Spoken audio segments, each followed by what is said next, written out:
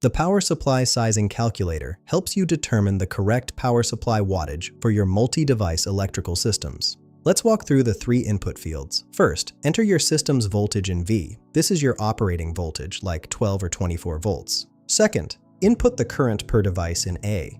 This is how many amps each individual device draws. Third, specify the number of devices you're connecting, with a minimum of 1 device. For our example, I'll enter 10 volts for voltage, 10 amps for current per device, and 10 for number of devices. After clicking Calculate Required PSU Wattage, we get 2 critical results. The required PSU wattage shows 1000.0 watts. This is the actual power consumption of your system.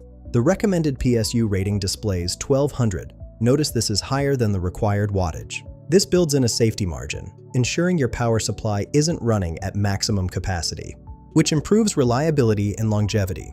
This calculator eliminates guesswork when sizing power supplies for your projects. Find the link in the description below.